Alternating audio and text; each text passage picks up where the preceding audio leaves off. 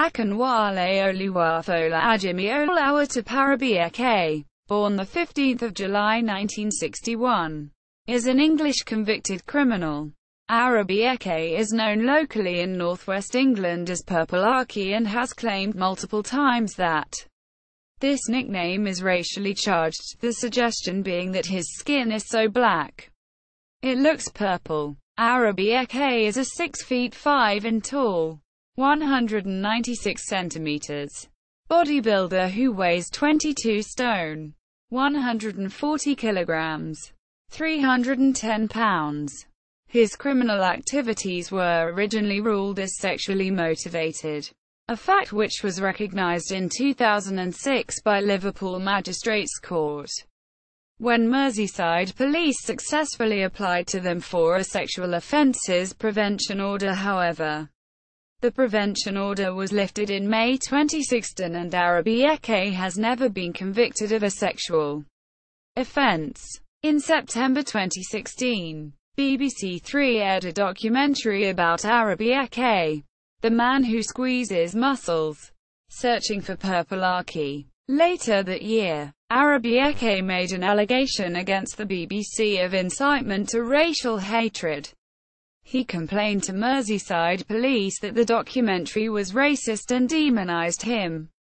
Early life. Arobieke was born at Crumpsall Hospital in Crumpsall, Manchester. His mother was a secretarial student of Nigerian origin. His father's identity is unknown. He was placed in care at the age of 6 months and spent some time in a Barnardo's home in Llandudno. As an adult he worked in several jobs, including as a cleaner in the Mersey tunnels and a messenger for Liverpool City Council. Criminal history. On Sunday, 15 June 1986, a 16-year-old from Birkenhead named Gary Kelly was electrocuted at New Brighton railway station, allegedly whilst running away from Arobieke.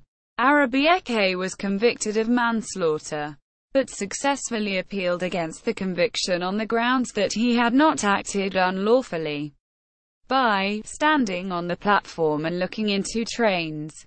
In addition, Arobieke was reportedly awarded £35,000 compensation due to alleged racial overtones in the prosecution case. He appeared in court on the 22nd of November 2001, pleading not guilty to 50 counts of indecent assault and harassment against 14 teenage boys between February 1995 and September 2000.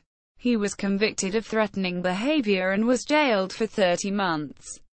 Released in 2003, Arobieke resumed his activities and was quickly arrested and charged. During the course of the trial, 123 people were interviewed by police, including one family who were forced into the witness protection program as a result of threats from Arobieke. This led to Arobieke being additionally charged with witness intimidation. On 15 December 2003 he was jailed for 6 years by Preston Crown Court, pleading guilty to 15 counts of harassment and witness intimidation. A further 61 counts, mostly of indecent assault, were left on file. When sentencing Arobieke, Judge Slinger said, "You are a danger to young men and your behavior is both strange and obsessive." After the case, Detective Superintendent Mike Dale commented as follows: "Over the years Akinwale Arobieke has been persistent in his pursuit and harassment of a number of young men, instilling fear into them. We are pleased with the sentencing. Most importantly, it's to the credit of the witnesses, who despite their fears and apprehensions, have remained steadfast and determined to see justice done in this man, prosecuted to stop him from making other people's lives a misery." Quote, Muscle touch ban. Arobieke was released on license from prison on 26 October 2006. Unusually, Merseyside Police applied to Liverpool Magistrates Court for an interim sexual offences prevention order against him. although he was never convicted of a sex offence. Under the terms of the order, Arobieke was banned from touching, feeling or measuring muscles, asking people to do squat exercises in public, entering the towns of St. Helens, Warrington or Widnes without police permission, and loitering near schools, gyms, or sports clubs. The ban was later overturned as draconian, but remained in force after a successful appeal by police. On 25 May 2007, Arobieke approached a man in a shopping centre in Preston and commented upon the size of his biceps before touching them without permission. He was arrested shortly afterwards on suspicion of breaching his Sexual Offences Prevention Order, and later convicted and jailed for a further 15 months, with the muscle-touching ban being made permanent. In July 2008, Arobieke was originally unsuccessful in trying to overturn the muscle-touching ban, at one point behaving erratically just before court. During the court case, details of Arobieke's stalker's manual were disclosed. A book Arobieke had compiled that was full of details about victims' body measurements, contact numbers and families. Quote, "It was alleged that Arobieke would do research into his victim, confronting them with such details as their father's car registration number, a sibling's place of education." Quote, during the court case, DC Andrew Rawlings claimed that Arobieke became sexually aroused while forcing terrified young men to perform inverted piggybacks, ordering them to squat so he could lean over their backs with his face by their buttocks and his genitalia on their necks, while squeezing their quad muscles. During the court case, Arobieke made an apology to his victims and admitted that he was infamous, notorious, everything from a bogeyman to whatever. Quote, breaches of SOPO. In late 2008, Arobieke approached a 17-year-old in Birkenhead and asked to feel his biceps. By doing so, he was in breach of the Sexual Offences Prevention Order, SOPO, which specifically prohibited him from approaching young men and touching their muscles. He was arrested and convicted for this breach of the SOPO, receiving a sentence of 18 months. In April 2010, Arobieke appeared in court at Mold, North Wales, charged with further offences. On 24 June 2010, after a jury found him guilty of touching the calf and quadriceps muscles of a 16-year-old boy in Llandudno, North Wales, the judge said that Arobieke was a sexual predator and jailed him for 2.5 years.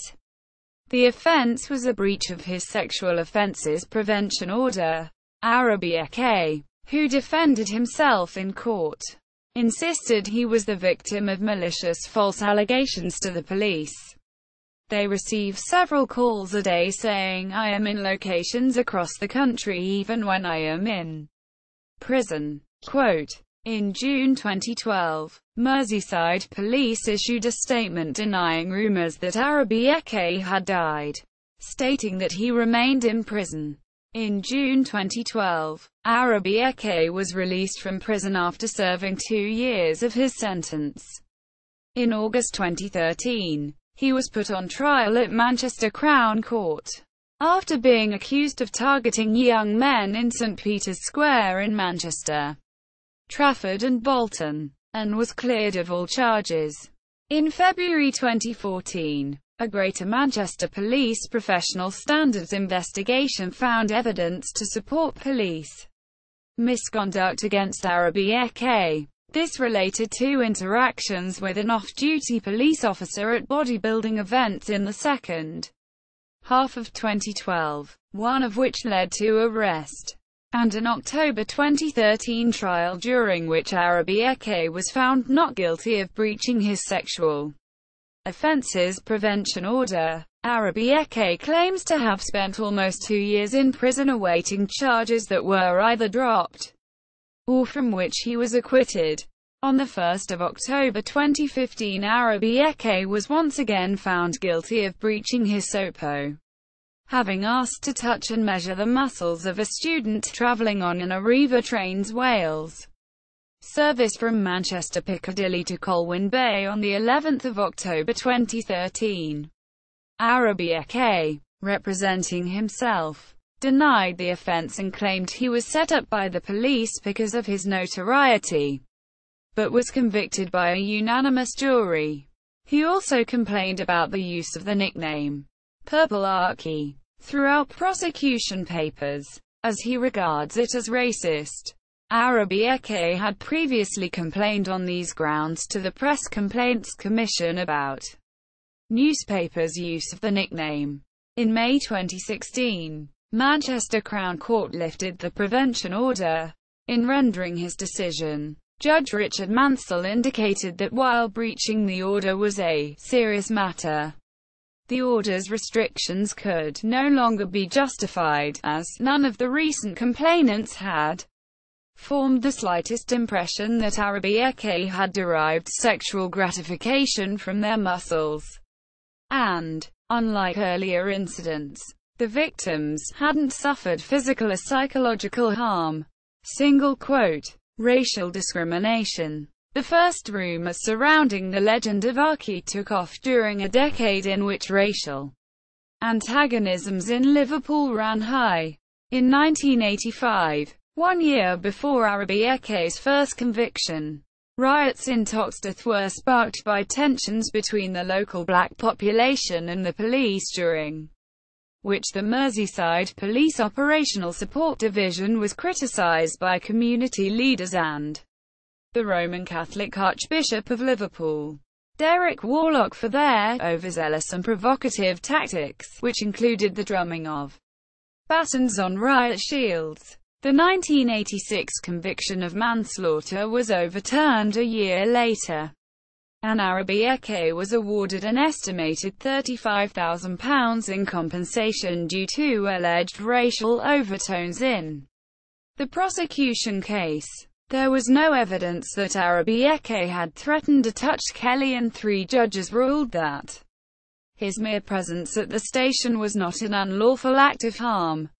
After his hearing in 2008, Arobieke explained that psychiatric counseling had helped him realize that, if I am towering over them, and I am a big black man, they may not be being really consenting.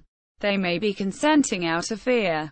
Quote. In August 2013, after being cleared of breaching his SOPO, Arobieke told the court he was the victim of a modern-day witch hunt, and noted that officers had approached one alleged victim at his home rather than waiting for him to come forward.